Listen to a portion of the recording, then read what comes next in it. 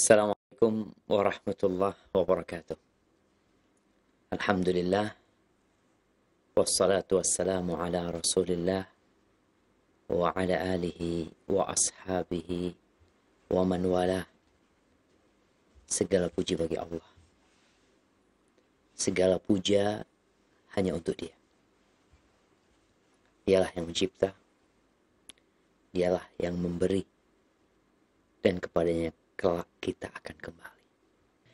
Baik, di awal kajian ini Ana ingin mengingatkan kembali tentang keutamaan hari-hari yang di depan kita nih. Awal bulan Dzulhijjah, 10 hari pertama bulan Dzulhijjah.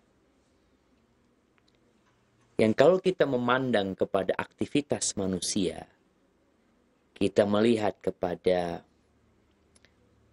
trending-trending ya, yang ada di yang viral-viral lah, yang menjadi top trending. Kok kayaknya tentang 10 awal Dzulhijjah ini belum ya? Apa mungkin Anda yang nggak tahu ya? Padahal di satu tahun yang berjumlah 355 hari, kita bicara Hijriah, Qamariyah. Ternyata di antara 355 hari, ada 10 hari yang sangat spesial sekali. Yang lebih baik dari semua hari sepanjang tahun. Al-Imam Bukhari meriwayatkan dari hadis Abdullah bin Abbas radhiyallahu anhuma. Dari Nabi alaihi salatu wassalam, beliau bersabda, "Ma min ayyamin." Tidak ada hari-hari al-amalu salihu fiha ahabbu ilallah min hadhil ayyam. Yang beramal soleh di hari-hari tersebut lebih Allah cintai daripada hari-hari ini. Yakni 10 awal Dzulhijjah ini. Nabi yang menyampaikan kepada para sahabatnya, memotivasi mereka untuk mempersiapkan diri. Karena biasanya kalau antum tahu, besok tuh kita mau perjalanan jauh, malam ini antum persiapan. Kalau antum tahu besok itu awal perkuliahan, awal sekolah buat anak kita, kita akan mempersiapkan diri. Kalau engkau tahu besok itu awal hari untuk ikut lamaran kerja, engkau akan mempersiapkan diri. Tapi untuk hari yang kata Nabi SAW paling dicintai Allah, a'zamu ayyamid dunya, hari-hari dunia yang paling agung, yang beramal soleh di situ lebih Allah cintai daripada engkau beramal soleh sepanjang tahun. Kita nggak siap-siap. Para sahabat ketika mendengar itu mereka langsung bertanya. Apa kata mereka? Ya Rasulullah, walal jihadu fi sabilillah. Jihad di jalan Allah pun tidak setara, tidak bisa menandingi beramal soleh di awal bulan Dzulhijjah ini. Jihad jemaah. Kata Nabi SAW, walal jihad fi sabilillah. Jihad di jalan Allah pun tak dapat menandingi beramal soleh di 10 awal Dzulhijjah ini. Illa rajulun, kecuali satu kondisi. Satu jihad. Jihad banyak modelnya. Tapi ada satu kondisi yang nggak bisa menandingin jihad beramal 10 hari ini. Kondisi seperti apa? Illa rajulun kharaja binafsihi wa malihi thumma lam yarji' min dzalika bi syai'. Kondisi dengan seorang keluar dari rumahnya. Dia bawa jiwa, raga, dan hartanya. Dia naik kudanya. Sang mujahid terbunuh. Kudanya pun terbunuh. Nggak ada yang pulang. Ini yang tak dapat ditandingi dengan beramal soleh di 10 awal Dzulhijjah ini. Haibati fillah, kebayang nggak antum pahala seorang mujahid yang kalau kita nggak bisa dapat, kita nggak sempat berjuang di jalan Allah karena suatu buah kondisi, ternyata kita bisa beramal di 10 awal Dzulhijjah ini yang menandingi jihad kecuali satu kondisi tadi. Nabi SAW itu pernah ditanya oleh seorang sahabat. Tunggu anak bacain hadisnya. Nah, Dia ditanya, ja'a rajulun ila Rasulillah sallallahu alaihi wasallam. Lalu mengatakan, dullani ala amalin ya'dilul jihad. Tunjukkan kepada aku suatu amalan yang sebanding dengan jihad. Dengan berjuang jalan Allah, dengan berperang jalan Allah. Apa kata Nabi alaihi salatu wassalam? La ajiduhu. Aku tidak mendapatkan. Amalan. Ini bicara bukan waktu ya, tapi amalan. Sebanding dengan jihad nggak ada. Aku tidak mendapatkan. Lalu Nabi SAW mengajak sahabat yang bertanya ini untuk merenungkan. Ucapan Nabi, beliau mengatakan nggak ada. Aku tidak mendapati. Hal tastati, apakah kamu bisa? Idza kharajal mujahid, ketika seorang mujahid pergi meninggalkan rumahnya, berangkat ke medan jihad, antadkhula masjidak, engkau masuk ke masjidmu, ke tempat ibadahmu, fataqum wala taftur, lalu engkau mulai sholat.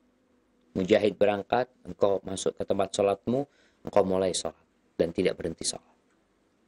Watasum wala tuftir, engkau mulai puasa dan jangan berbuka. Apa kata sahabat yang bertanya ini?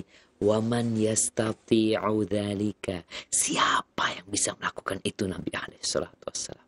Orang sholat dia perlu istirahat, perlu tidur kalau sholat malam. Orang puasa terus, nggak berbuka-buka. Ini kalau mujahid berangkat 4 bulan, apakah nih orang akan 4 bulan sholat terus dan puasa terus? Nggak mampu. Maka kata Nabi SAW, nggak ada. Namun ternyata di 10 awal Dzulhijjah ini engkau bisa mendapatkan pahala mujahid fi sabilillah. Baik jamaah, jadi manfaatkan 10 awal Dzulhijjah ini untuk beramal soleh. Ini hari spesial. Persiapkan diri. Puasa. Dari awal sampai tanggal 9 boleh. Mau ambil tanggal 9 aja boleh. Baca Qur'annya. Perbanyak takbir. Tahmid, tahlil. Baca Allahu Akbar, la ilaha illallah, wallahu akbar. Persiapkan kurbanmu. Belilah hewan kurban yang terbaik. Kalau engkau punya harta. Karena dalam sebuah hadis disebutkan, man kana lahu sa'ah. Barang siapa yang punya kelebihan harta, thumma lam yudhahi, kemudian tidak berkorban, fala yaqrabanna musallana. Jangan dekat-dekat ke tempat sholat kami. Yang enggak sempat berangkat haji, padahal seharusnya dia berangkat haji. Engkau sudah punya bekal untuk berangkat haji, untuk buat beli oleh-oleh di sana, untuk bertahan hidup di sana. Sekarang kesempatan engkau untuk berkurban. Kalau engkau biasa berkurban 1 ekor kambing, 2 ekor kambing sekarang, 3 ekor kambing, atau 1 ekor sapi, tapi engkau sendiri. Keluargamu yang mau berkurban, belikan 1 kambing atau 1 sapi yang lainnya. Tapi yang jelas ini kesempatan yang kita nggak tahu apakah akan kembali buat kita. Tapi ahibati fillah, itu mungkin pembukaan kita, karena tadi ada sedikit gangguan, semoga tidak mengganggu kekhusyuan kita untuk ngaji. Namanya orang belajar harus sabar. Ustadznya sabar, antumnya sabar, dan teknisinya sabar, pembawa acaranya sabar. Karena intinya dunia ini perlu kesabaran. Dan tidak ada karunia Allah yang lebih baik dan lebih luas daripada kesabaran. Baik, kita masuk ke bab doa-doa Nabi alaihi salatu wassalam. Kita sampai ke hadis nomor 664. Al-Imam Bukhari mengatakan, haddatsana Qabisah qala haddatsana Sufyan an Amr bin Murrah an Abdul Warith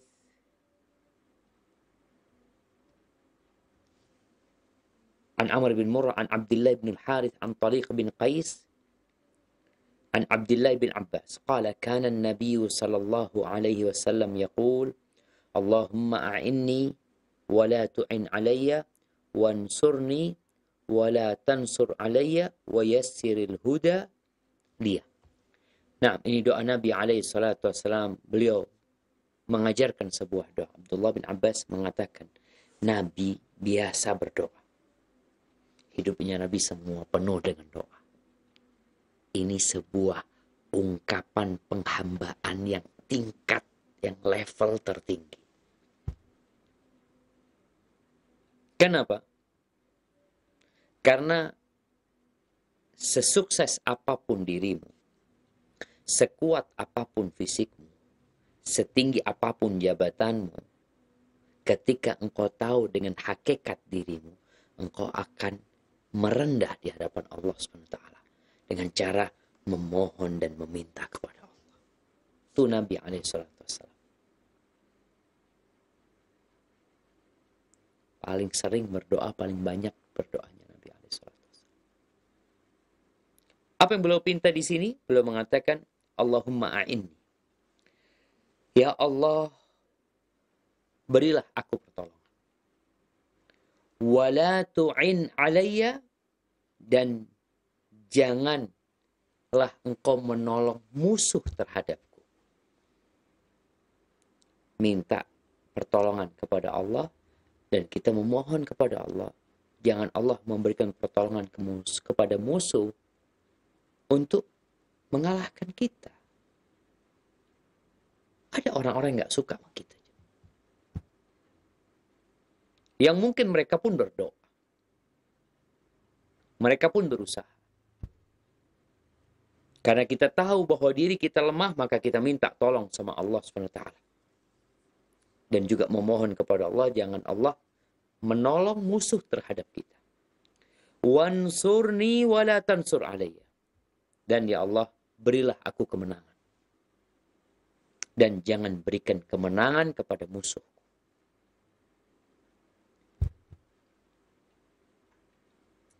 Kebenaran dan kebatilan ini terus bergulat.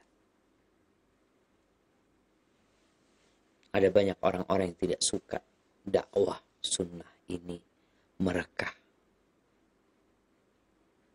Dakwah Islam ini menyebar. Tidak sedikit orang-orang yang melakukan berbagai tipu daya, makar untuk menghadang jalannya dakwah ini, untuk mematikan cahaya sunnah yang disampaikan kepada umat manusia. Maka kita minta tolong sama Allah SWT. Allahumma a'inni wa la tu'in alayya. Aku minta pertolongan, tolongin aku ya Allah. Jangan kau tolong musuh terhadapku. Wansurni wa la tansur alayya. Berikan kemenangan kepadaku ya Allah. Dan jangan berikan kemenangan kepada musuh kami. Wa yassiril huda li. Dan mudahkan buat kami petunjuk. Nabi aja minta petunjuk. Minta dimudahkan. Kita setiap sholat berdoa ihdinas siratal mustaqim. Tapi ternyata itu nggak cukup. Perlu doa-doa tambahan. Di waktu-waktu luang. Di waktu-waktu mustajab. Untuk memohon petunjuk kepada Allah SWT. Dan agar dimudahkan buat kita. Banyak orang bertanya, Ustaz, gimana supaya kita dapat petunjuk ya? Supaya nanti bisa istiqamah. Minta sama Allah SWT. Baik. Ini doa yang dibaca Nabi SAW. Memohon agar kita dimudahkan mengikuti petunjuk dan mengamalkan apa yang dipelajari. Karena tidak sedikit di antara manusia yang tahu dengan kebenaran. Mengkaji kebenaran tersebut. Tapi berat untuk mengamalkannya. Sehingga terkadang dia mengatakan, yaitu saat belum dapat hidayah. Engkau udah dapat hidayah. Engkau udah tahu. Engkau udah faham. Tapi berat bagimu untuk menjalankannya. Oleh karena itu, minta kepada Allah agar dimudahkan tuh hidayah untuk kita amalkan dalam kehidupan ini. Ini hadis Abdullah bin Abbas. Kemudian di riwayat lainnya Imam Bukhari mengatakan di hadis nomor 665, haddatsana Abu Hafs qala haddatsana Yahya qala haddatsana Sufyan qala sami'tu Amr bin Murrah qala sami'tu Abdullah ibn al-Harith qala sami'tu Taliq ibn Qais an ibn Abbas radhiyallahu anhuma qala sami'tu an-nabiy sallallahu alaihi wasallam yad'u bihadza. Ini hadis Abdullah bin Abbas juga dengan jalur yang yang berbeda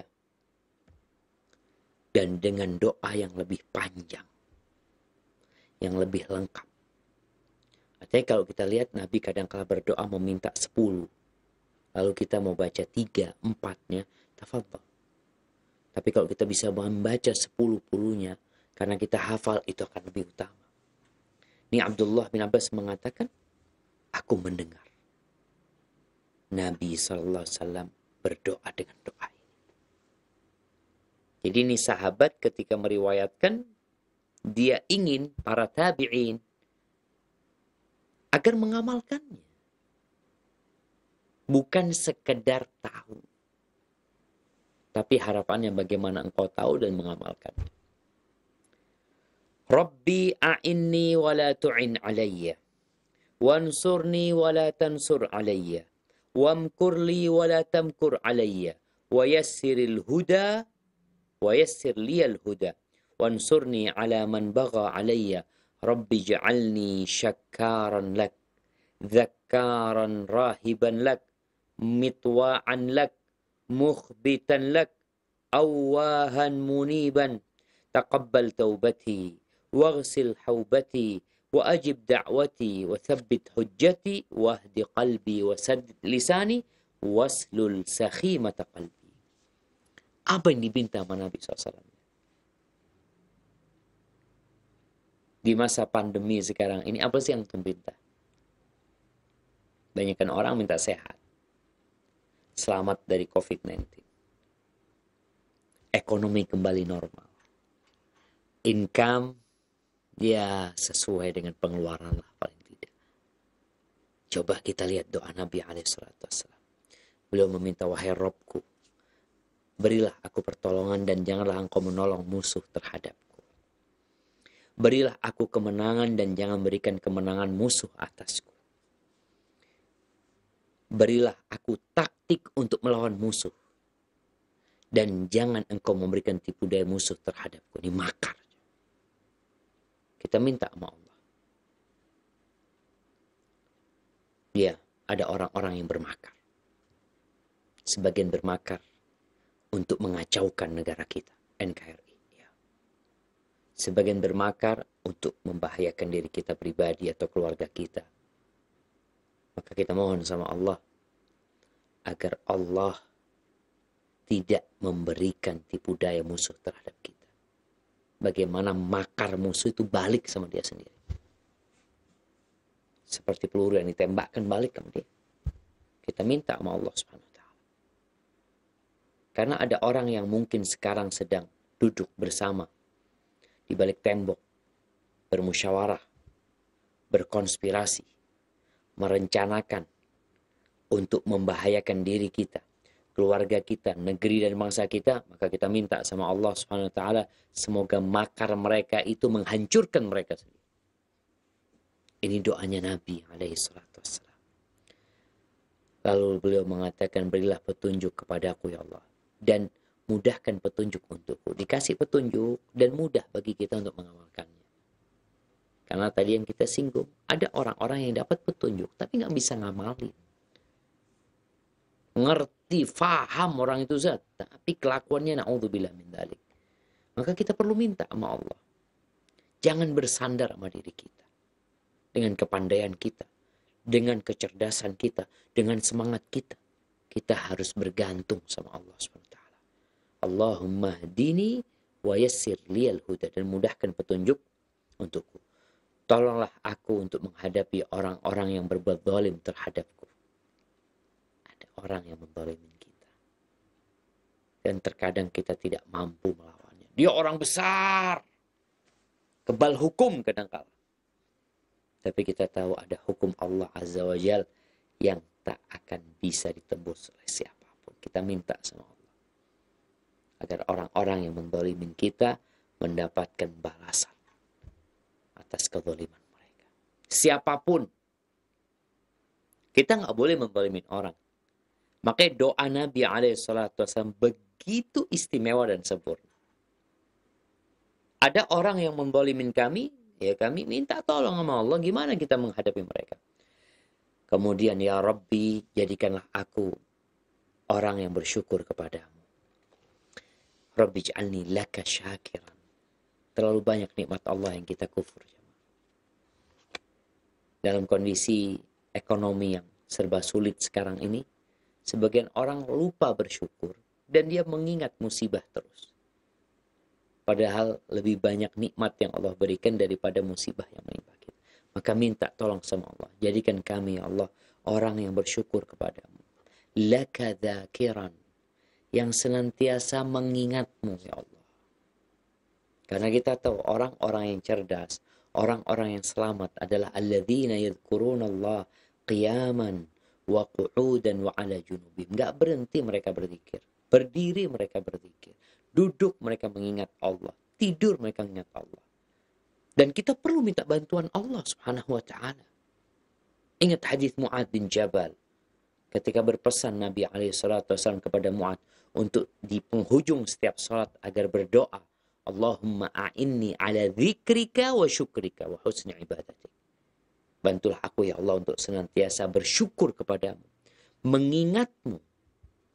Dan beribadah yang baik kepada Allah. Itu setiap sholat Mu'adz disuruh baca itu. Maka Nabi sini ternyata minta sama Allah agar dijadikan orang yang pandai berzikir. Zikir itu mudah. Cuma membaca subhanallah, alhamdulillah, subhanallah wa bihamdihi, subhanallahil azim, la hawla wa la quwata illa billah. Tapi tatkala orang berzikir tanpa bantuan Allah Subhanahu wa taala, berhenti dia berzikir. Sejam berzikir berhenti. Tapi kita minta untuk senantiasa mengingat Allah Azza wa Jal. Dengan hati, dengan lisan dan raga kita. Laka rahiban. Jadikan aku orang yang takut kepadamu. Kenapa kita perlu punya rasa takut kepada Allah Subhanahu wa ta'ala? Karena rasa takut ini yang menghalangi kita dari berbuat maksiat. Kita lihat nih. Sampai ada anekdot. Orang yang nggak takut itu, ya kerjaannya nggak benar. Tapi ketika dia takut, dia jadi benar. Keberadaan polisi di pinggir jalan membuat sebagian orang takut sehingga dia mengikuti aturan yang ada. Maka kita minta, karena rasa takut kepada Allah Subhanahu wa ta'ala mengantarkan kita untuk menjauhi larangan-larangan Allah Subhanahu wa ta'ala. Laka mitwa'an, patuh kepadamu ya Allah. Takut. Rasa takut itu juga membuat kita jadi patuh, taat sama Allah. Ilaika mukhbitan. Kepadamu kami khusyuk ya Allah. Tunduk, muniban, selalu kembali kepada Allah SWT. Awahaban, yang senantiasa mengadu kepada Allah, meminta kepada Allah Subhanahu wa ta'ala. Tidak suka berkeluh kesah kepada makhluk. Tapi dia senantiasa mengadu kepada Allah Subhanahu wa ta'ala. Awahan muniban taqabbal taubati. Ya Allah, terimalah taubatku. Nabi minta diterima taubatnya. Sedangkan kita nggak taubat-taubat. Ngapain kita selama ini? Nabi mengatakan, taqabbal taubati. Waghsil haubati. Terima taubat kami ya Allah. Dan cuci dosa-dosa kami. Ketika seorang berbuat dosa, dosa itu akan berdampak kepada jantung kita, kepada hati kita. Idza adnabal abdu nukita fi qalbihi nukta sauda.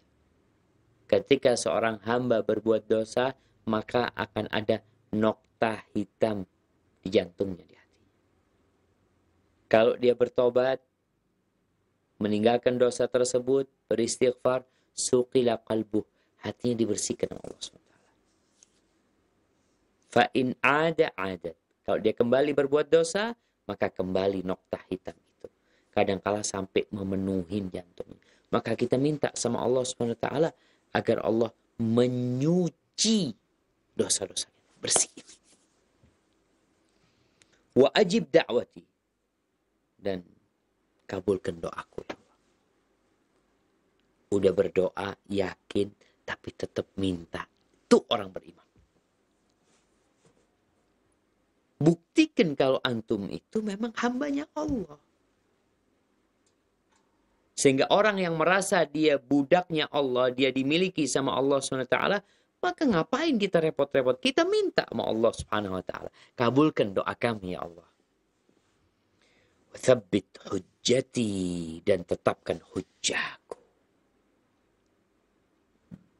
Berapa banyak orang jemaah yang beriman kemudian menyeleweng, menyimpang dari keimanan. Kita minta ditetapkan hati kita, dikokohkan hujjah kita. Ada banyak syubhat-syubhat yang ditebarkan. Ada orang yang kemarin anti LGBT, tahu-tahu dapat 3-4 hari dia pro LGBT. Ada apa sama dia? Na'udzubillah min dzalik. Wasaddid lisani, dan luruskan lisanku ya Allah. Wahdi qalbi, berikan petunjuk ke hatiku. Wahdi qalbi wasaddid lisani. Hati ini wadahnya hidayah. Berapa banyak peringatan-peringatan Allah Subhanahu wa taala yang gak masuk ke hati karena hatinya rusak atau tertutup. Kita minta supaya hati kita dikasih hidayah, bisa menyerap tuh nasihat-nasihat, nilai-nilai keindahan agama Allah ini. Kita minta sama Allah Subhanahu wa taala, waslul sakhimata sadri, dan cabutlah dengki dari hatiku. Ma khala jasadun min hasad. Dikatakan bahwasanya nggak ada tubuh yang lepas dari sifat hasad. Maka kita minta supaya dicabut, dibersihkan. Dia datang lagi, semoga dicabut lagi sama Allah, diambil lagi sama Allah Subhanahu wa taala. Ahibati fillah, ini doa yang dibaca oleh Nabi alaihi salatu wassalam, dan tugas kita menghafal ini doa. Kalau nggak bisa hafal, bacalah. Tiap hari antum baca, lama-lama hafal. Sebulan antum baca doa ini, di waktu-waktu mustajab, insya Allah setelah itu nggak perlu ngafalin lagi. Namun kita tahu iblis nggak ingin antum baca doa. Iblis berusaha bersama bala tentaranya menjadikan hamba lalai, tertipu dengan kenikmatan dunia. Barakallahu fikum. Kemudian kita masuk ke hadis nomor 666 ya.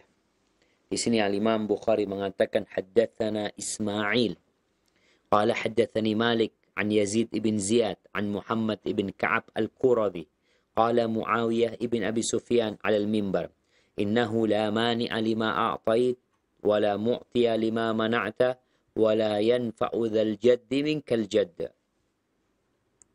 wa man yuridillahu bihi khairan yufaqihu fid din sami'tu ha'ula'il kalimat minan nabi sallallahu alaihi wasallam ala hadhihi al-a'wad qala haddathana Musa qala haddathana Abdul Wahid qala haddathana Uthman bin Hakim قال حدثنا محمد بن كعب قال سمعت معاوية نحوه وقال حدثنا محمد بن المثنى قال حدثنا يحيى عن ابن عجلان عن محمد بن كعب سمعت معاوية نحوه. طيب, ini berkaitan dengan doa Nabi alaihissalam. Muawiyah bin Abi Sufyan, dia di atas mimbar Nabi alaihissalam menyampaikan, apa kata dia? Innahu la mani'a lima a'tait. Sesungguhnya tidak ada yang dapat menghalangi apa yang kau kasih ya Allah. Dan tidak ada yang dapat memberi apa yang kau telah melarangnya untuk dikasih. Orang yang punya keberuntungan, orang yang punya kekayaan, gak akan manfaat kekayaannya dalam menghadapi. Dan barang siapa yang Allah menginginkan kebaikan dari orang tersebut, maka Allah akan jadikan orang itu memahami agama ini, mengkaji agama ini. Kata Muawiyah, aku mendengar kalimat-kalimat tersebut dari Nabi alaihissalam dari atas mimbar ini. Ahibati fillah, kalau bicara doa Allahumma la mani'a lima a'tait wa la mu'tiya lima mana'ta wa la yanfa'u dzal jaddi minkal jadd, Nih doa ternyata dibaca di beberapa tempat. Yang pertama, di hadis Abu Sa'id Al-Khudri. Ana ingin mengkaji ini lebih dalam lagi doa ini. Kenapa? Karena sekarang banyak orang yang mengeluhkan urusan ekonomi. Doa ini salah satu kunci rizki. Antum mau cari pekerjaan, baca doa ini. Antum mau berusaha, wirausaha, baca doa ini. Antum mau dagang kecil-kecilan, mau dagang online, baca doa ini. Mau buka warung, apa aja, minta sama Allah SWT. Ini doa.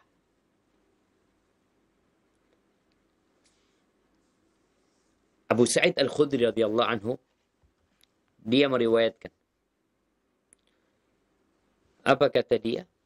Kana Rasulullah SAW, Nabi alaihi salatu wassalam, Rasulullah SAW, idza rafa'a ra'sahu minar ruku', qala, beliau kalau bangkit dari ruku', beliau membaca, Allahumma Rabbana lakal hamdu mil'as samawati wa mil'al ardi wa mil'a ma syi'ta min syai'in ba'd ahlus thana'i wal majdi haqqu ma qala al-'abd. Ya Allah, Rabb kami, lakal hamdu, bagimu segala pujian sepenuh langit-langit dan sepenuh bumi dan sepenuh segala sesuatu setelah itu yang kau kehendaki, ya Allah. Engkau adalah yang berhak untuk dipuji dan diagungkan. Itulah ucapan yang paling pantas dikatakan hamba. Wa kulluna laka abdun, semua kita adalah hambamu, ya Allah. Lalu Nabi mengatakan, Allahumma la mani'a lima a'tait wa la mu'tiya lima mana'ta wa la yanfa'u dzal jaddi minkal jadd. Ya Allah, nggak ada yang bisa menghalangi apa yang kau kasih. Dan nggak ada yang bisa ngasih apa yang kau sudah halangin dia. Dan orang yang punya kekayaan, kekayaannya nggak akan bermanfaat kalau berhadapan sama Allah Subhanahu wa Ta'ala. Ini dibaca ketika i'tidal. Kemudian juga hadis Muawiyah bin Abi Sufyan yang baru saja kita baca di Al-Adabul Mufrad. Disebutkan bahwa Nabi SAW membaca itu fi duburi kulli salatin maktubah. Beliau membaca doa itu di penghujung salat fardu. Setiap salat fardu.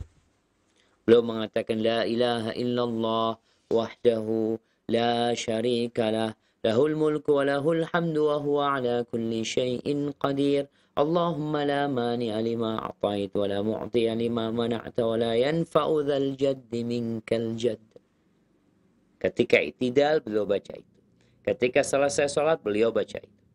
Dan diriwayatkan oleh Al-Imam An-Nasa'i rahimahullah dari Atha bin Abi Marwan rahimahullah, dia meriwayatkan dari ayahnya bahwa Ka'ab Al-Ahbar radhiyallahu anhu, Ka'ab Al-Ahbar mantan pendeta Yahudi yang masuk Islam. Ka'ab Al-Ahbar bersumpah. Dia mengatakan, dia bersumpah dengan Allah Azza wa Jalla yang membelah lautan untuk Nabi Musa alaihissalam. Apa sumpahnya Ka'ab? Inna najidu fit Taurat anna Dawud Nabi Allah, kami mendapati di kitab Taurat bahwa Nabi Dawud alaihi salam kana idzan sarafa min salatihi, kalau selesai melaksanakan salat beliau berdoa, Allahumma aslih li dinil ladzi ja'altahu li ismata amri. Ya Allah, perbaiki untukku agamaku yang engkau jadikan bagiku sandaran urusanku, pegangan hidupku. Wa aslih li dunyaya allati ja'alta fiha ma'ashi. Dan perbaiki ya Allah duniaku yang engkau jadikan di dalamnya penghidupanku. Allahumma inni a'udzu biridhaka min sakhatik. Ya Allah, aku berlindung kepadamu dengan keridhaanmu dari amarahmu.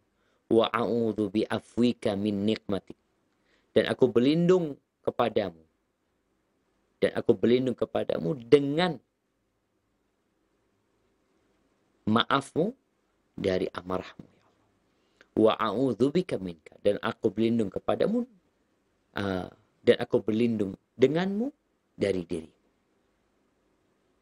Lalu Nabi Daud mengatakan, la mani'a lima a'tai. Nggak ada yang dapat menghalangi apa yang engkau kasih. Wala mu'tiya lima mana. Nggak ada yang bisa ngasih apa yang engkau sudah katakan tidak. Allah sudah menghalangi, nggak ada yang bisa. Wala yanfa'u dzal jaddi minkal. Nggak ada orang yang punya harta, kemudian dengan hartanya dia bisa mendapatkan manfaat. Enggak. Ahibati fillah. Kalau kita melihat ya teks doa-doa yang baru saja kita bacakan berkaitan dengan Allahumma la mani alima a'tait. Enggak ada yang bisa ngasih. Enggak ada yang bisa menghalangi kalau Allah mau kasih. Maka kita harus yakin.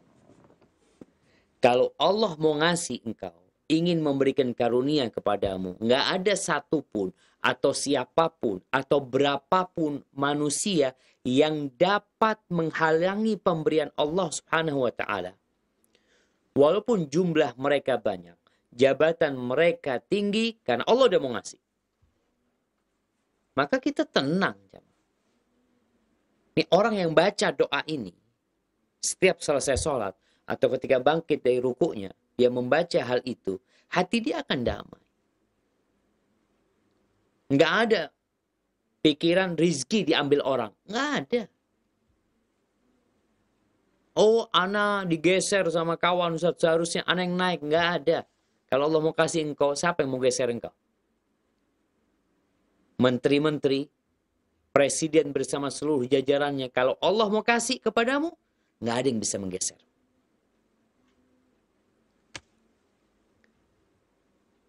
Wala mu'tiya lima mana. Dan sebaliknya, kalau Allah nggak mau ngasih kepadamu sesuatu, walaupun seluruh makhluk, seluruh umat manusia berkumpul bersatu padu, menggalang kekuatan untuk memberimu apa yang Allah nggak mau kasih, maka mereka tidak akan mampu melakukan itu. Kalau kita tahu jemaah, seperti itu, maka apa yang akan dilakukan seorang hamba? Dia akan menggantungkan hatinya kepada yang memiliki segala sesuatu. Urusan semua ada di tangan Allah. Kita kadang-kadang kayaknya yang ngatur semua fulan-fulan, enggak. Yang ngatur Indonesia ini. Yang ngatur Asia ini. Yang ngatur urusan langit, urusan bumi, dan yang di perut bumi, yang di lautan. Allah Rabbul Alamin. Kemudian Nabi SAW mengatakan, وَلَا يَنْفَعُ ذَا الْجَدِّ مِنْكَ الْجَدِّ. Al-Jad ini orang yang punya harta, yang punya jabatan, yang punya kekuasaan. Kekuasaan dia, harta dia, jabatan dia nggak akan manfaat buat dia. Yang bermanfaat buat dia itu adalah amal saleh. Al-mal wal banun zinatul hayatid dunya. Harta, anak, itu perhiasan kehidupan dunia. Jabatan, perhiasan kehidupan dunia. Wal baqiyatus salihat khairun inda rabbika. Amal soleh itu yang lebih baik di sisi Allah SWT. Jangan bangga dengan harta yang engkau kumpulkan. Astagfirullahaladzim.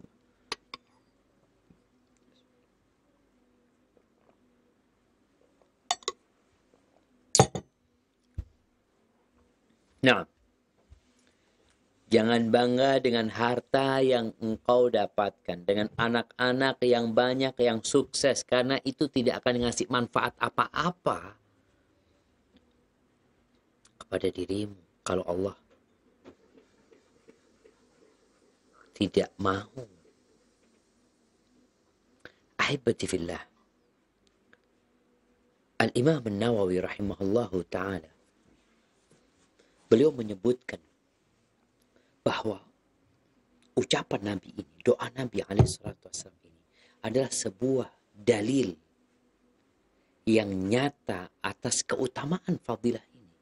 Dan Nabi SAW tidak berbicara dari nafsu beliau. Ini ucapan yang paling pantas diucapkan oleh hamba. Engkau hamba, aku sama engkau sama hamba.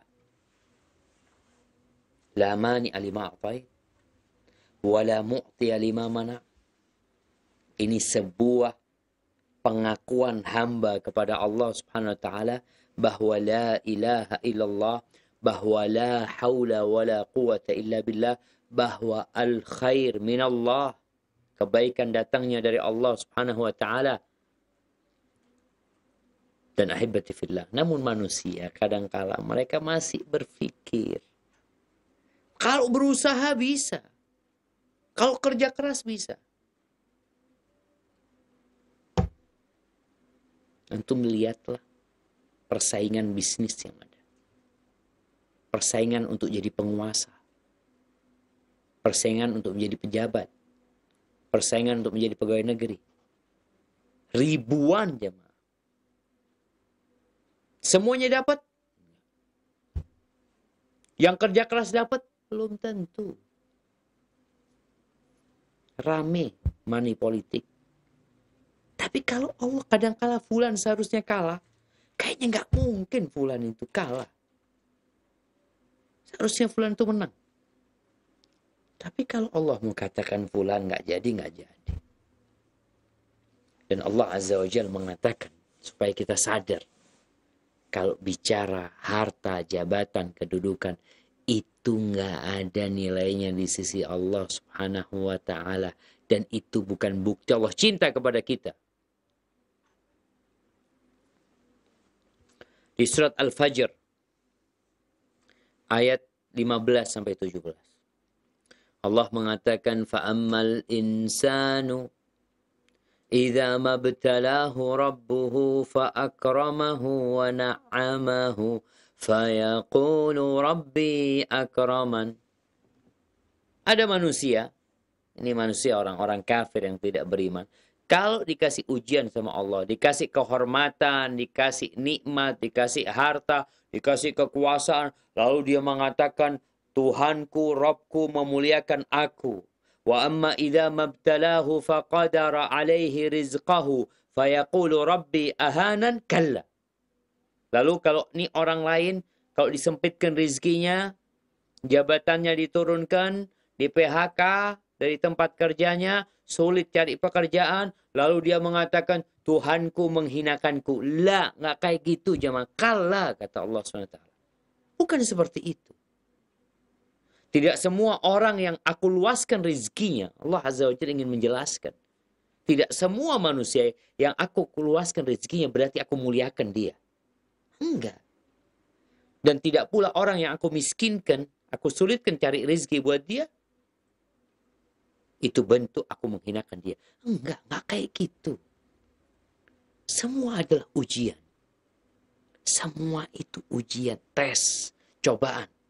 Agar hamba bersyukur atas kemudahan, atas nikmat yang Allah berikan, dan bersabar. Kalau engkau dan bersabar, kau dapat musibah. Kalau engkau sudah punya sabar dan syukur, selesai. Apa yang kita hadapin? Karena kalau hari ini kita tertawa, besok kita menangis.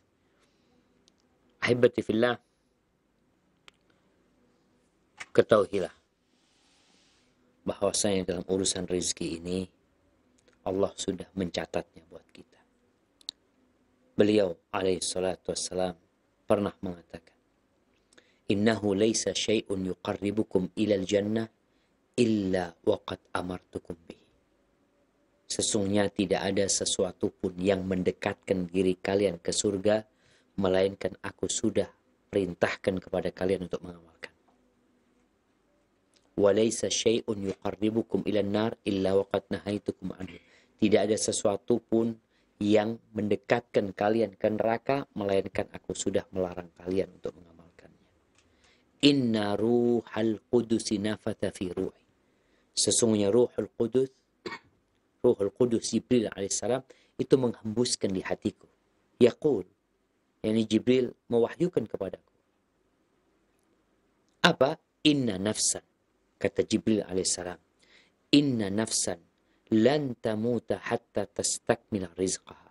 Sesungguhnya jiwa itu tidak akan mati kecuali rizkinya sudah selesai. Sudah lengkap. Nggak akan mati itu. Antum bisa ngelihat ya orang-orang yang sakit parah. Masya Allah, koma. Tahu-tahu dia bangun. Ditanya, kepingin apa ayah, kepingin apa? Ya Allah, ayah kok kepingin makan stroberi ya. Kasih stroberi, mati. Karena rezeki dia tinggal stroberi yang belum dia makan. Di catatan dia. Nggak akan ada orang mati kecuali rezekinya sudah selesai.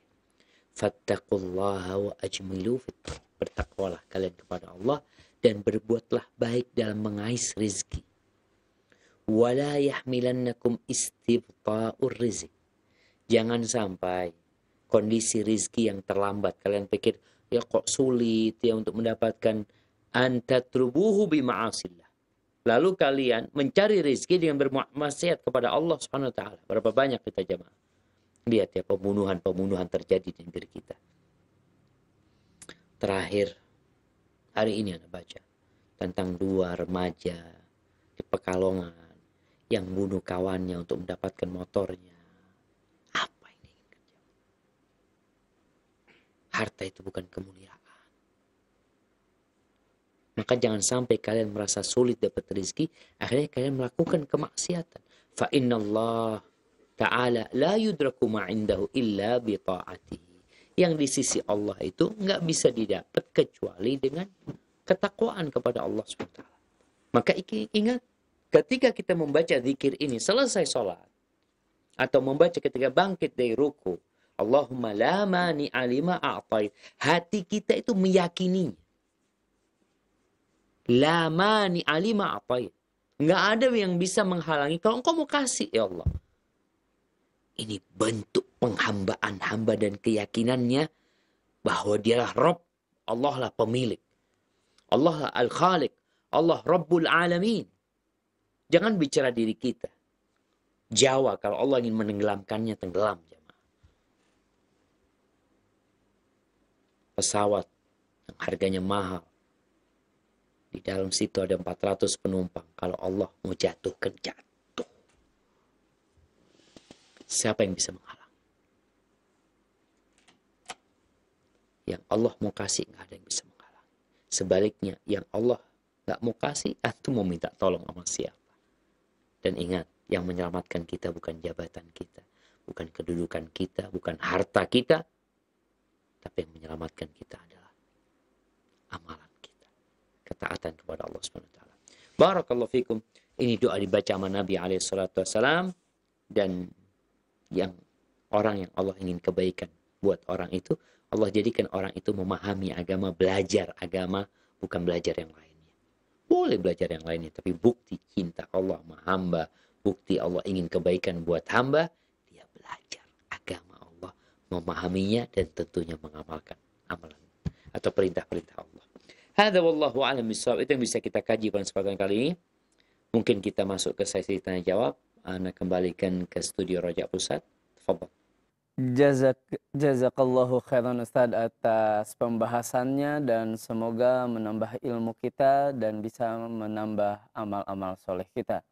Dan untuk selanjutnya para pemirsa Roja TV dan pendengar Radio Roja dimanapun Anda berada, kita memasuki sesi tanya jawab. Dan kami ingatkan bagi Anda yang hendak mengajukan pertanyaan secara langsung melalui line telepon untuk mengecilkan terlebih dahulu televisi atau radionya. Baik, pertanyaan pertama Ustadz kita akan coba angkat melalui pesan singkat dari Abu Afiqoh di Papua Ustadz. Assalamualaikum Ustadz, ingin bertanya masalah berdoa dalam hati. Apakah ketika terbersit sesuatu doa dalam hati sudah termasuk berdoa Ustadz? Mohon penjelasannya. Barakallahu fikum. Iya jemaah. Kalau bicara sesuatu yang terbesit di dalam hati, kita tahu hati kita ini ada gejolak di sana. Ada keinginan, ada bisikan-bisikan. Apakah sesuatu yang terbesit di hati itu menjadi doa? Belum. Sebagaimana kita tahu, kalau di dalam hati kita ada bisikan-bisikan, keinginan melakukan dosa, itu nggak dihitung.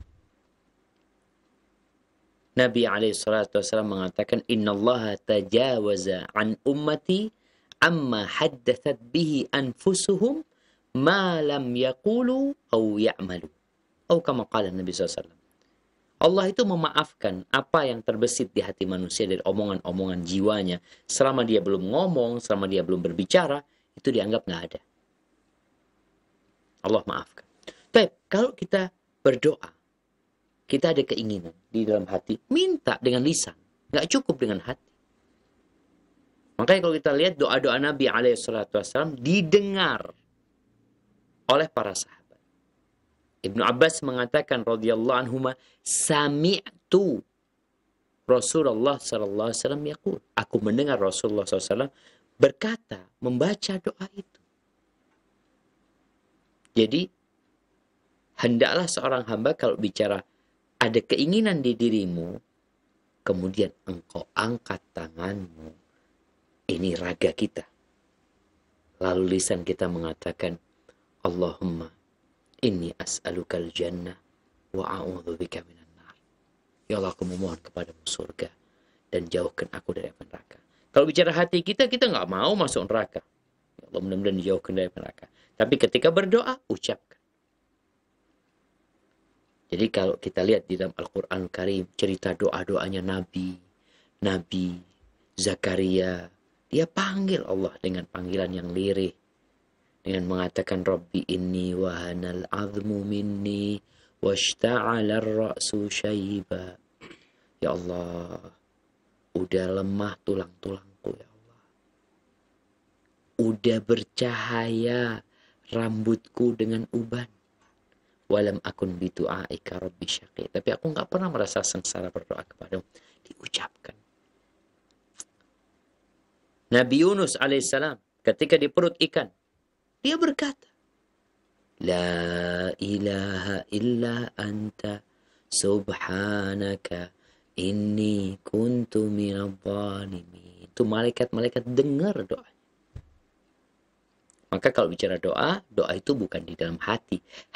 Awalnya dari hati. Hati harus hadir dalam doa kita. Tapi namanya memohon dengan hatimu, dengan penuh keyakinan, dengan menghayati apa yang kau pinta kepada Allah SWT, maka ketika itu doa akan dikabulkan. Jadi tetap peran hati besar sekali, tapi ketika berdoa, lisan dan ragamu harus ikut. Karena Allah mengatakan, وَإِذَا سَأَلَكَ عِبَادِ عَنِّي فَإِنِّي قَرِيبٌ أُجِيبُ دَعْوَةَ الدَّاعِ إِذَا دَعَانِ. Aku mengabulkan doa orang yang meminta ketika dia meminta. Makanya doa itu, dakwah itu sendiri, dari asal kata da'a yad'u, itu salah satu maknanya adalah memanggil sesuatu dengan saut, dengan ada suara. Ketika ada suara, jadi doa. Hadza wallahu a'lam bissawab. Jazakallahu khairan Ustadz atas penjelasannya, dan untuk berikutnya kami coba angkat penanya melalui line telepon. Kami persilahkan.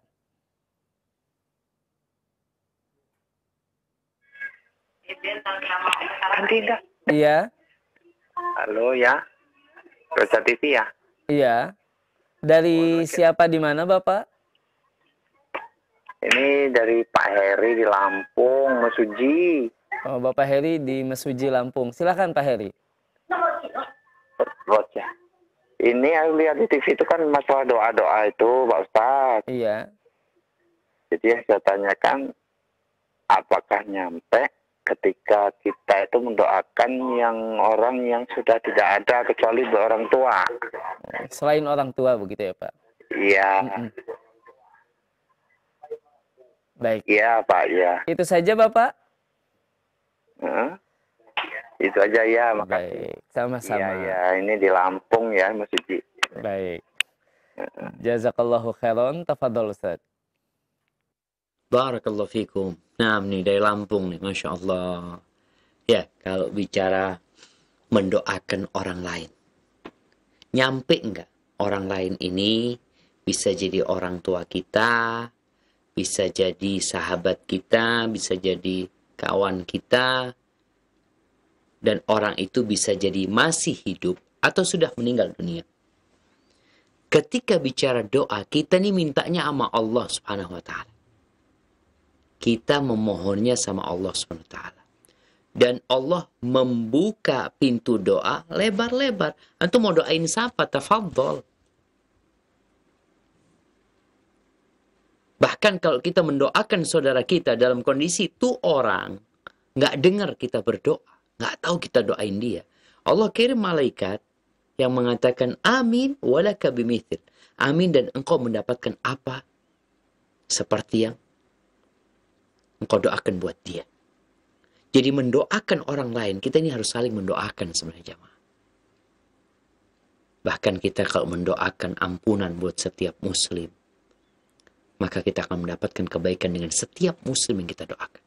Seperti kita mengatakan Allahumma ighfir lil mu'minin wal mu'minat wal muslimin wal muslimat al ahya minhum wal amwat.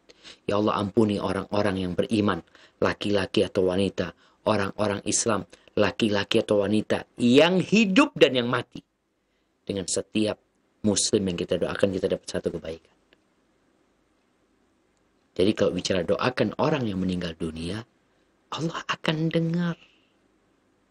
Baik itu orang tua kita, kerabat kita, atau orang lain. Di sini kita akan paham kenapa disyariatkan sholat jenazah. Apa sih isinya sholat jenazah? Kita kadang-kadang di Masjid Nabawi, contoh nih, di Masjid Nabawi, ada orang meninggal dunia, kita nggak kenal sama tuh orang. Tapi yang jelas dia muslim. Lalu ketika diumumkan kita sholat jenazah nih, lalu kita ikut sholat. Di takbir pertama kita membaca Al-Fatihah. Takbir kedua kita bersolat kepada Nabi SAW. Takbir ketiga kita mengatakan Allahumma ighfir lahu warhamhu wa'afihi wa'fu anhu wa akrim nuzulahu wa wasi' mudkhalahu. Apa aja doa untuk orang yang mati itu. Padahal kita nggak kenal sama tuh orang. Tapi Allah tahu sama orang itu dan kita tahu orang itu muslim. Yang kita diperintahkan untuk mendoakan dia. Jadi mendoakan orang lain, baik itu yang masih hidup atau yang meninggal dunia, sama aja. Allah akan mendengarkannya asalkan kita tulus dan ikhlas. Penjelasan hadis Nabi SAW tentang 3 amalan yang tidak terputus, salah satunya anak soleh yang mendoakan orang tuanya.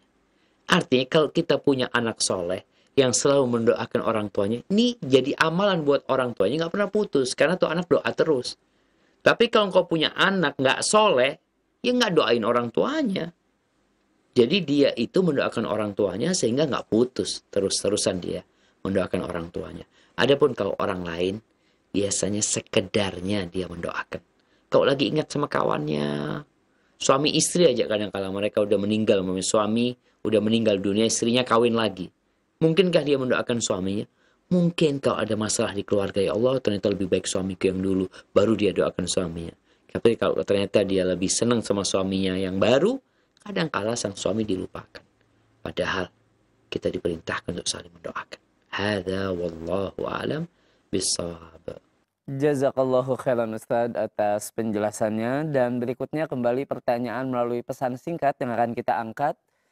Penanya yang berikutnya yaitu Bapak hamba Allah di Kerawang Ustaz. Ingin bertanya terkait dengan dosa yang dilakukan di masa lalu Ustaz. Bahwa saya dulu ketika muda suka berbohong, menipu, dan termasuk berzina Ustaz. Nah, pertanyaannya Ustaz, apakah ada doa yang bisa menghapus dosa saya selain istighfar? Mohon penjelasannya Ustaz. Barakallahu fiik. Nah, jemaah. Orang-orang yang punya masa lalu yang kelam, yang penuh dengan dosa, maka apa yang harus dilakukan? Dia harus bertobat kepada Allah SWT. Bukan hanya istighfar, tapi bertobat.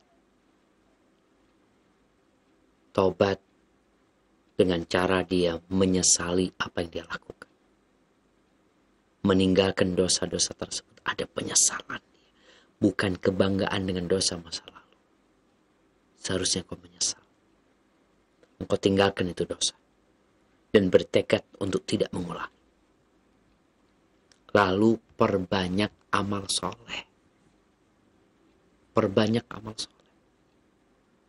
Kalau bicara istighfar, ya kita istighfar. Baca doa, minta ampun sama Allah SWT. Doanya Nabi Adam alaihissalam. Rabbana walamna anfusana wa illam taghfir lana wa tarhamna lanakunanna minal khasirin. Baca doanya Nabi alaihissalam. Allahumma ghfir li ma qaddamtu wa ma akhartu wa ma a'lantu wa ma asrartu wa ma asraftu. Doa-doa memang kalau kita lihat isinya adalah pengakuan hamba kalau dia banyak melakukan dosa dan minta Allah mengampuni dosa-dosa dia. Kemudian tahu amalkan amalan-amalan yang memang menghapuskan dosa. Sebentar lagi nih puasa di awal Dzulhijjah. Kita tahu pahala puasa. Khususnya tanggal 9 Dzulhijjah. Di mana Nabi SAW berharap untuk dihapuskan dosa 1 tahun yang lalu. Dan dosa 1 tahun di depan. Adapun kalau berkaitan dosanya itu sama orang lain, maka ada tambahan syarat taubat. Antum minta maaf sama tuh orang. Pernah nyakitin orang.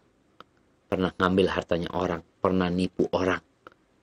Maka antum perlu minta maaf sama itu orang. Cari itu orang. Kalau nggak ketemu orangnya Ustaz, ya antum perkirakan.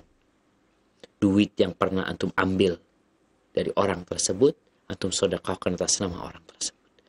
Intinya, antum harus banyak beramal soleh dan hijrah. Kalau ternyata antum berada di satu lokasi yang kawan-kawan mempengaruhi antum untuk berbuat buruk, maka antum pindah cari lokasi yang lebih baik dan semoga antum istiqamah dan diampuni dosa-dosanya oleh Allah Azza wa Jalla. Hadza wallahu a'lam bissawab. Jazakallahu khairan Ustaz atas penjelasannya, dan kembali kita akan angkat pertanyaan berikutnya melalui line telepon. Ya, kami persilahkan. Iya. Halo, Assalamualaikum warahmatullahi wabarakatuh. Waalaikumsalam warahmatullahi wabarakatuh. Dari siapa, di mana Ibu? Dari Ummu Zahro di Artiris. Baik, silakan Ibu. Ya, terima kasih. Ya Ustadz, ya, rezeki kita telah ditentukan oleh Allah. Akan tetapi kita masih dianjurkan untuk meminta rezeki kepada Allah. Maka apakah boleh kita meminta kepada Allah rezeki yang baik dan banyak? Terus pertanyaan kedua, setiap selesai melakukan ibadah sholat baik wajib ataupun sunat, setelah selesai berzikir, saya selalu berdoa mengucapkan Alhamdulillah atas pertolongan Engkau ya Allah, dengan bisa melaksanakan ketaatan kepada Engkau. Ampuni dosa hamba dan dosa kedua orang hamba serta suami hamba. Kata terimalah arwah mereka di sisi Engkau ya Allah. Apakah seperti ini dibenarkan ya Ustaz? Terima kasih. Assalamualaikum warahmatullahi wabarakatuh. Waalaikumsalam warahmatullahi wabarakatuh. Baik, tafadhol Ustaz. Naam. Barakallahu fikum. Ya jemaah. Kalau bicara rizki kan udah ditentukan. Ya rizki, ajal. Kita orang yang sengsara atau orang yang bahagia, semua udah ditulis karena Allah udah tahu. Tugas hamba apa? Beramal. Melaksanakan perintah Allah, menjauhi larangannya, bersabar ketika dapat musibah. Rizki, minta rizki. Maka kita lihat bagaimana Nabi Ibrahim minta anak, terus sampai tua renta tetap minta. Anaknya termasuk rizki. Nabi Zakaria nggak berhenti minta rizki. Karena kita itu nggak tahu amal takdir kita seperti apa. Yang kita tahu, kita adalah hamba Allah Azza wa Jalla yang kita memerlukan bantuan dan pertolongan Allah Jalla Jalaluh. Sehingga kalau engkau ingin minta rizki yang halal, yang baik, yang luas, tafadhol. Minta sama Allah Subhanahu wa taala. Bahkan kita dianjurkan untuk beramal dengan berbagai amalan yang dijanjikan di situ ada rizki. Salah satunya silaturahim umpamanya. Silaturahim itu membuka pintu rizki. Allah akan kasih di sana. Karena kita nggak tahu amal takdir kita, maka tugas kita adalah melaksanakan perintah Allah dan menjauhi larangannya. Tapi kalau tadi ibu mengatakan selesai sholat fardu, selesai sholat sunnah, beliau biasa membaca doa, memohon kepada Allah SWT, bersyukur kepada Allah agar diterima. Berterima kasih karena sudah bisa melaksanakan sholat, lalu meminta ampun buat kedua orang tuanya. Ketahuilah bahwasanya selesai sholat fardu, kita itu dianjurkan untuk beristighfar, minta ampun sama Allah SWT. Setelah beristighfar, zikir-zikir yang lainnya, memuji Allah, kita mengatakan Alhamdulillah, bukan cuma sekali, 33 kali kita mengatakan Alhamdulillah. Sehingga kalau tadi ibu mengatakan bersyukur, kita udah melakukan itu. Nabi udah mengajarkan itu. Kalau selesai kita membaca zikir-zikir yang disyariatkan, kemudian ada permohonan yang ingin dipinta kepada Allah SWT, silahkan dipinta, nggak masalah. Walaupun kita tahu, di antara doa yang mustajab itu sebelum salam. Maka alangkah indahnya kalau ibu membaca doa itu sebelum salam. Selesai kita berdoa, Allahumma inni a'udzubika min adzabil qabr wa min adzabi jahannam wa min fitnatil mahya wal mamat wa min syarri fitnatil masih dajjal. Ya. Kemudian kita mau baca dengan doa bahasa Indonesia, walaupun ini diperselisihkan oleh para ulama. Tapi kalau memang nggak bisa bahasa Arab, silahkan bahasa Indonesia. Kalau enggak, mau dibaca di luar sholat, silahkan doa tersebut ya. Yang penting zikirnya itu sudah diselesaikan. Kemudian ketika kita ada permohonan kepada Allah SWT, minta sama Allah. Dan lebih baik juga kita memilih waktu-waktu yang mustajab, memohon kepada Allah SWT. Karena memang yang lebih dianjurkan selesai sholat fardu adalah berzikir, mengingat Allah SWT. Tapi kalau memang ada doa yang ingin dipanjatkan, silahkan. Selesaikan zikirnya terlebih dahulu, baru setelah itu berdoa. Tapi tidak berjamaah. Karena Nabi SAW tidak pernah memimpin doa selesai sholat. Ya. Itu yang Anda ketahui. Hada wallahu a'lam bissawab. Jazakallahu khairan Ustaz atas penjelasannya. Dan pertanyaan berikutnya melalui pesan singkat Ustaz dari hamba Allah di Bogor. Pak Ustadz, sebelumnya saya mohon maaf bila pertanyaannya agak kurang senonoh Ustadz. Tapi saya belum tahu dan saya mau tanyakan apakah ada doanya di antara doa-doa Rasulullah untuk berhubungan badan. Mohon penjelasannya Ustaz. Barakallahu fikum. Iya jamaah. Ya kalau bicara suami istri. Kita tahu di antara tujuan menikah adalah al-ihsan. Menjaga kehormatan diri. Manusia itu punya nafsu. Sampai Nabi SAW mengatakan wafi bud'i ahadikum sadaqah. Dan kalian mendatangi istri kalian itu dapat pahala sedekah. Sampai sahabat bingung. Mereka mengatakan, ya Rasulullah, ayati ahaduna syahwatahu wa yakunu lahu fiha ajrun. Ya Rasulullah, ini gimana nih? Orang mendatangi syahwatnya dapat pahala. Seorang suami gaulin istrinya dapat pahala aja. Bingung, so ini syahwatnya, kesenangan dia, kok bisa dapat pahala gitu. Maka Nabi SAW mengajak sahabat untuk berfikir. Beliau mengatakan, ara'aitum law wada'aha fi haramin akana alaihi wizr. Menurut kalian gimana kalau dia meletakkan syahwatnya di tempat yang haram, apakah dia berdosa? Kata para sahabat, iya jelas dia dosa. Begitu pula ketika dia letakkan di yang halal, maka dia dapat pahala. Kemudian ingat juga suami ketika mendatangi istrinya, hendaklah dia mendatangi istrinya dengan cara yang baik. Dua-duanya mendapatkan nikmat dalam rangka untuk menjaga kehormatan dirinya dan dijauhkan dari kemaksiatan. Mungkin tadi bicara gimana, kadangkala kita kepingin memuaskan pasangan kita ya, apakah ada doa khusus? Sebenarnya kalau bicara doa khusus, ya minta kesehatan sama Allah SWT. Nabi itu mengajarkan doa. Allahumma matti'na bi asma'ina wa absarina wa quwwatina ma'ahyatan. Ya Allah, tetapkan ya Allah bagiku pandangan mataku, pendengaranku, dan kekuatan fisikku selama aku hidup. Minta sama Allah. Karena kekuatan fisik ini untuk beribadah kepada Allah SWT. Dan salah satu ibadah itu tadi mendatangin istri. Minta seperti itu. Namun ada doa yang dibaca sebelum menghubungin istri. Nabi SAW menyuruh kita kalau hendak mendatangi istri berkata Bismillah, dengan nama Allah.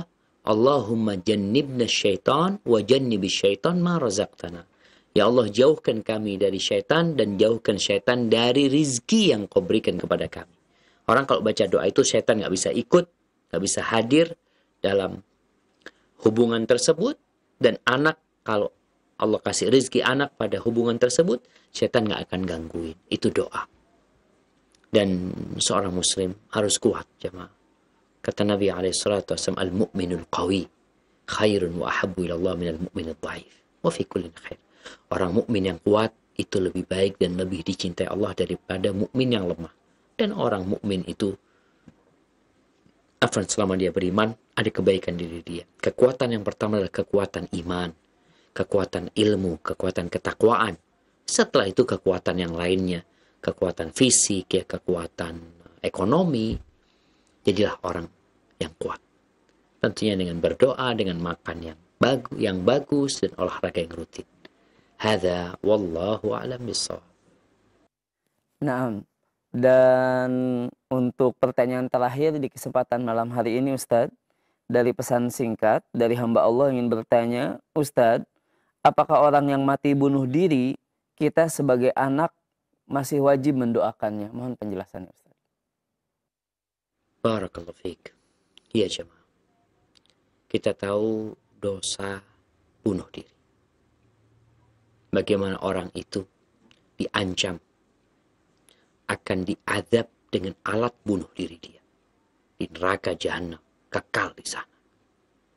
Namun selama orang tersebut masih muslim dan tidak menghalalkan apa yang Allah haramkan, namun dia terjebak dalam dosa, berarti sang anak masih diperbolehkan, bahkan diperintahkan untuk mendoakan orang tuanya.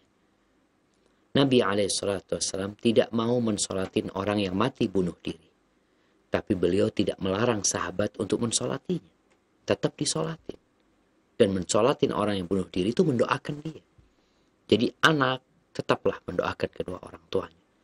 Bapaknya, ibunya, walaupun mereka mati bunuh diri, dengan harapan Allah meringankan azab buat orang tuanya dan menghapuskan dosa-dosanya. Dan ahibati fillah, kalau bicara bunuh diri itu karena suudzon sama Allah, berburuk sangka sama Allah Subhanahu wa taala. Karena pesimis menghadapi kehidupan ini.